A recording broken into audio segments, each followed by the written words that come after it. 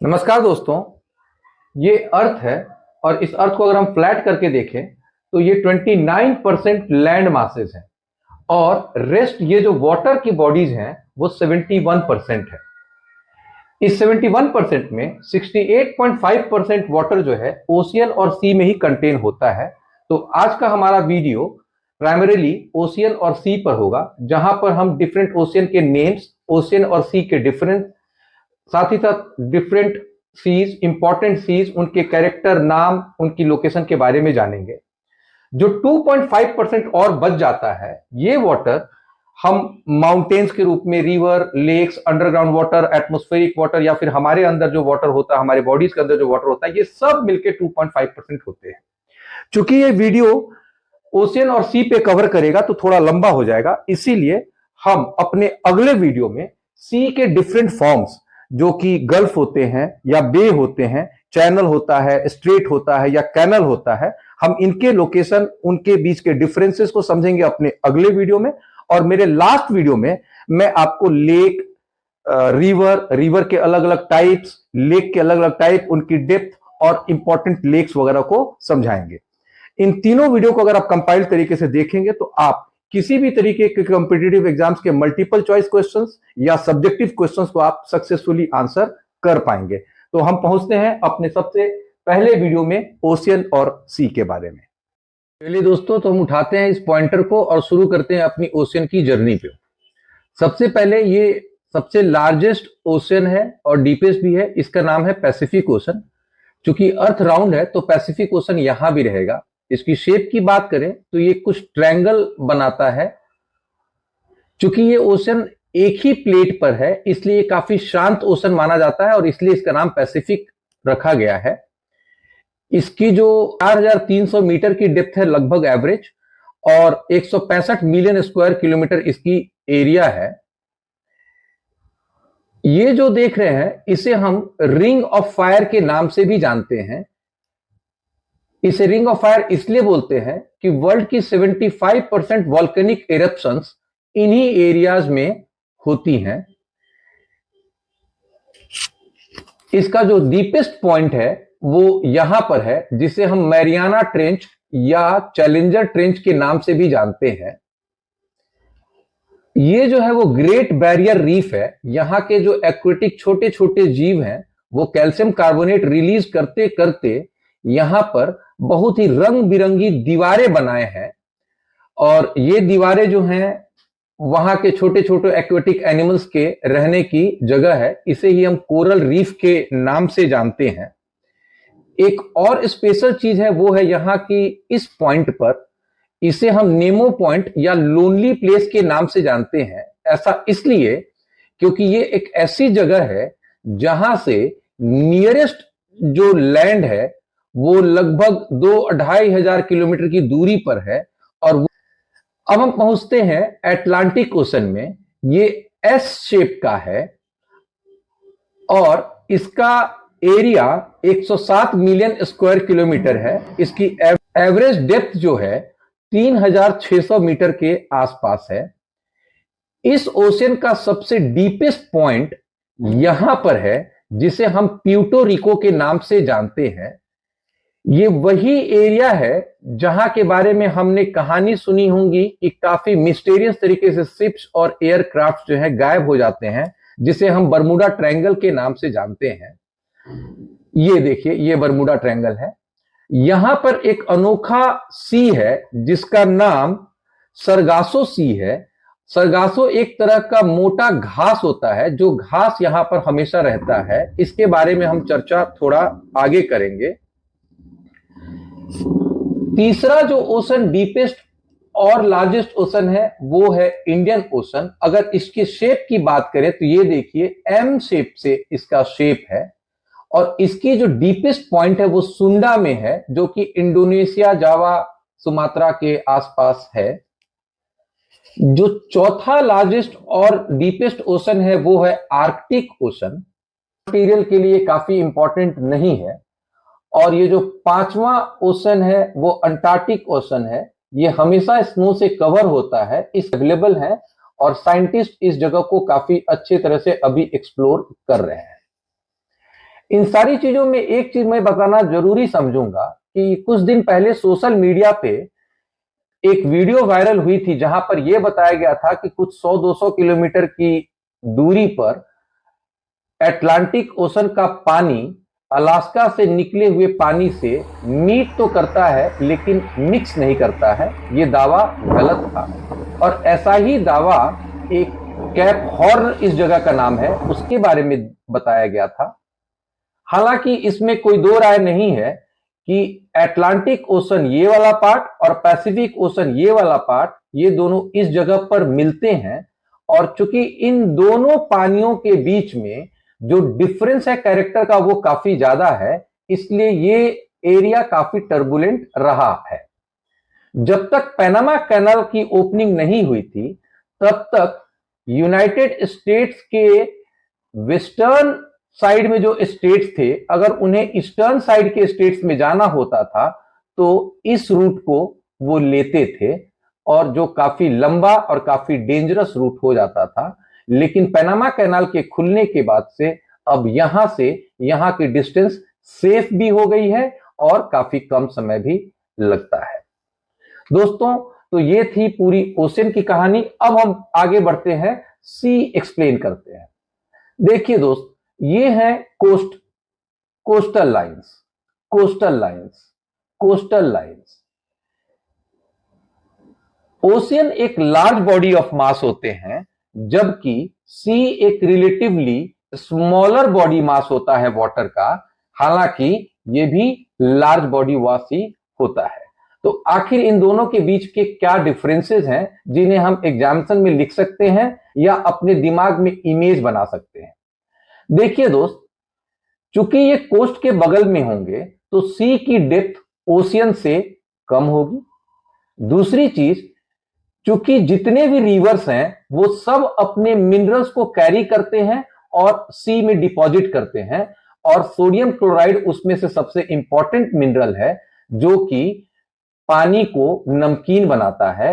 मतलब सी का water ocean के वाटर से ज्यादा नमकीन यानी कि ज्यादा सलाइन होगा।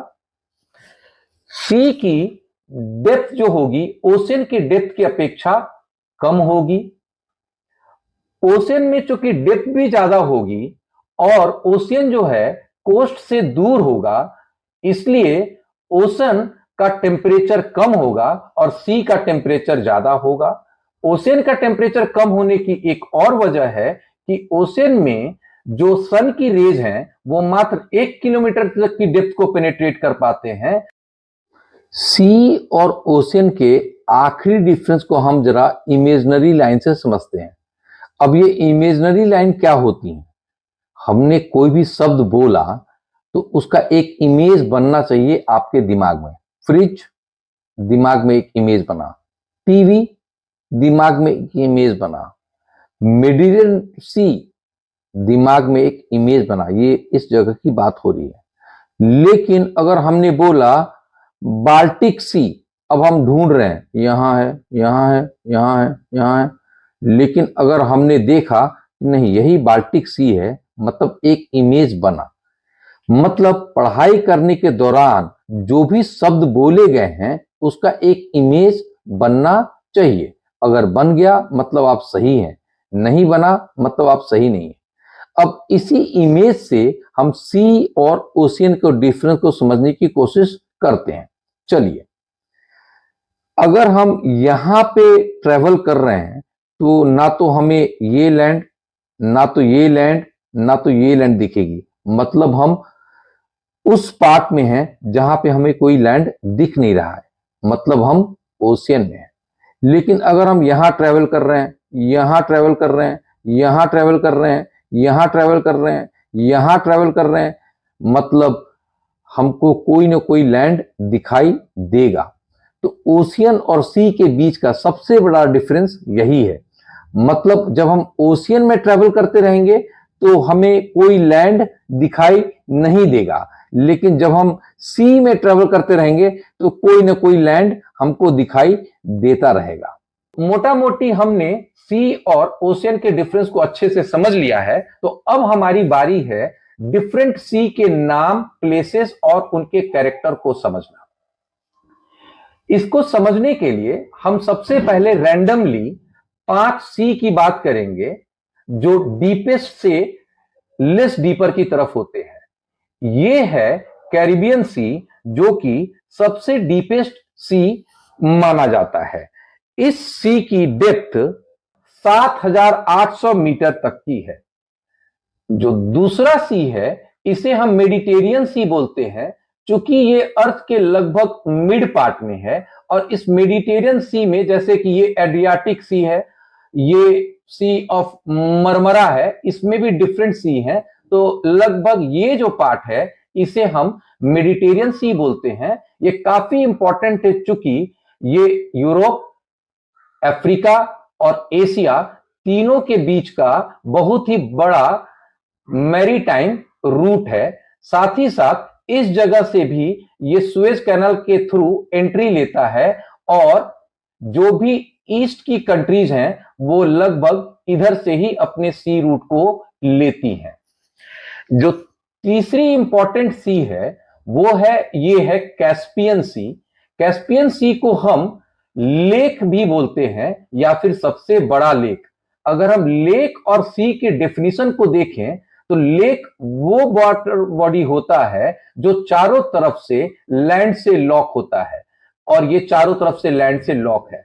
लेकिन इसे हम सी इसलिए बोलते हैं कि अगर हम एरिया की बात करें तो इसका एरिया लगभग 3,70,000 किलोमीटर का है।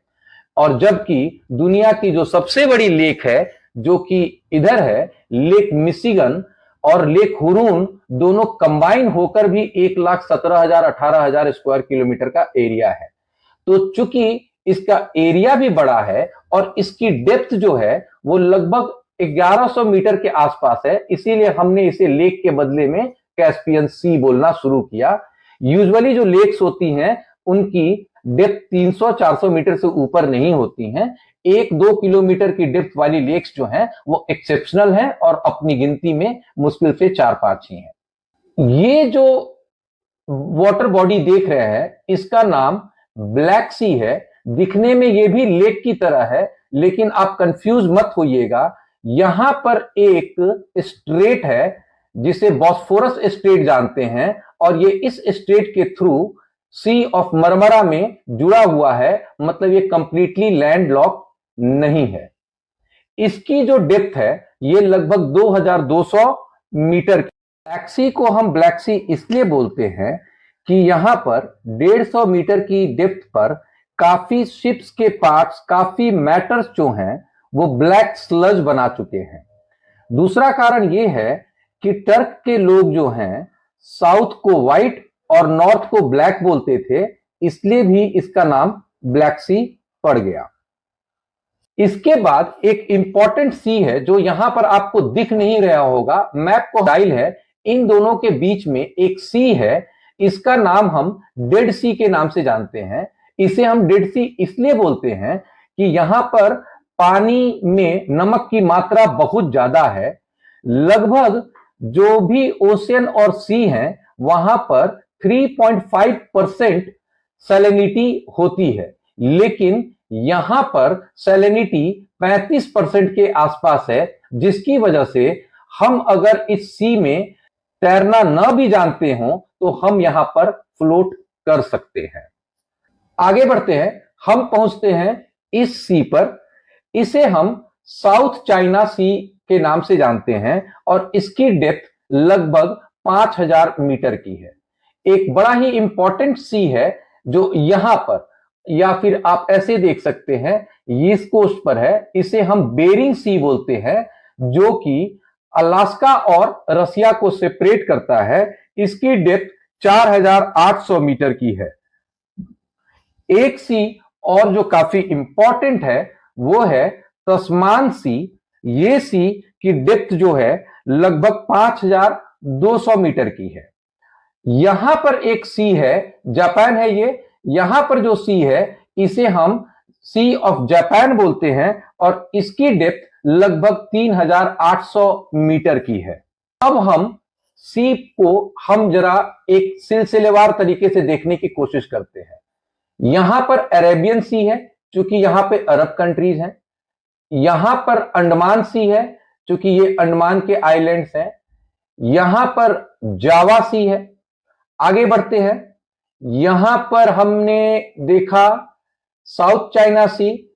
यहां इसको हम येलो सी के नाम से जानते हैं। येलो सी इसलिए क्योंकि चाइना से जो रिवर्स है वो रिवर्स अपने साथ इतने स्लिट्स लाती हैं कि इसका कलर लगभग येलो हो गया है।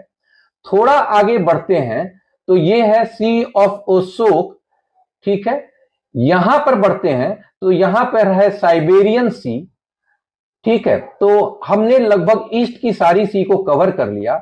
यहां पर कोरल सी है, और ये सी जो है सी ऑफ फिलीपींस है, जो कि सबसे बड़ा सी बोला जाता है। इस सी को हम रेड सी के नाम से जानते हैं, और ये इंटरनेशनल पैसेज के लिए काफी इंपॉर्टेंट रोल प्ले करता है। आपको यहां पर दिख नहीं रहा होगा, लेकिन यहां पर हमने एक सुएज कैनाल बनाया है, जिसकी वजह से इस मेडिटेरियन सी का एक्सेस मिल जाता है यहां से। कि रेड सी का नाम हम रेड सी क्यों बोलते हैं, इसका कारण सिर्फ यह है कि रेड सी में कोई भी रिवर का पानी नहीं आता है, और यहां के जो साइनोबैक्टीरिया हैं वो यहां के पानी को ब्लू ग्रीन से बदलकर लगभग ब्राउनिश रेड में कन्वर्ट कर देते हैं। हम बढ़ते हैं कुछ और सी पर। ये नॉर्थ सी है, और ये देखिए ये इंग्लिश चैनल है। इसका नाम इंग्लिश चैनल है। जैसा कि मैंने बताया था, चैनल, सी, गल्फ, ये सब एक ही नाम है। ये व्हाइट सी है। इसका नाम व्हाइट सी इसलिए होता है कि ये लगभग हमेशा व्हाइट ही रहता है। कैप्स और ग्लेशियर से ये भरे रहते हैं। ये जो है ब्रेंट सी है।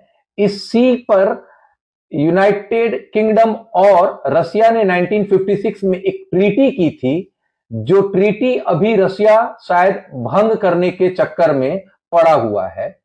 यहां पर सी ऑफ आजोव है। ये बड़ा ही क्रिटिकल है, क्योंकि ये यूक्रेन और रशिया के लिए काफी इंपॉर्टेंट रोल प्ले करता है। इसे हम बाल्टिक सी बोलते हैं। ये जो आप देख रहे हैं ये गल्फ ऑफ मेक्सिको के नाम से जानते हैं, और ये जो एरिया है इसे हम हडसन बे के नाम से जानते हैं।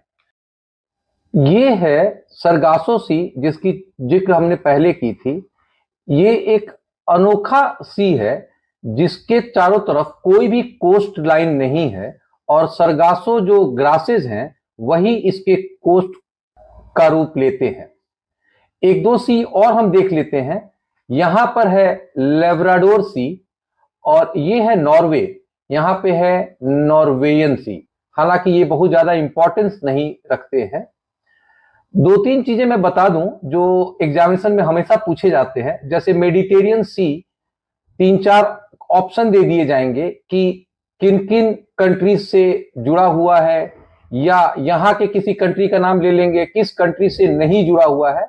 तो मेरे सभी विद्यार्थियों से एक अपील है कि ये जितने भी कंट्रीज हैं, हम चाहें तो हर दिन 1 घंटा इसको पढ़ के 3 से 4 दिन में सारी कंट्रीज को अपने दिमाग में रख सकते हैं, और ऐसे ऑब्जेक्टिव क्वेश्चन को हम आराम से आंसर कर सकते हैं। दोस्तों, जब आपने सारे सी, सारे ओशियन को समझ लिया है, मैं आपसे अपेक्षा करूंगा कि कमेंट बॉक्स में आप ये बताएं कि क्या आपने इससे कम समय में, इससे सिंपल तरीके से, इससे ज्यादा नॉलेज गेन किया है।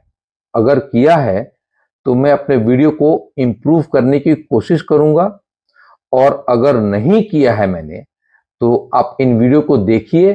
कम से कम समय में ज्यादा से ज्यादा चीज को पाने की कोशिश कीजिए। धन्यवाद।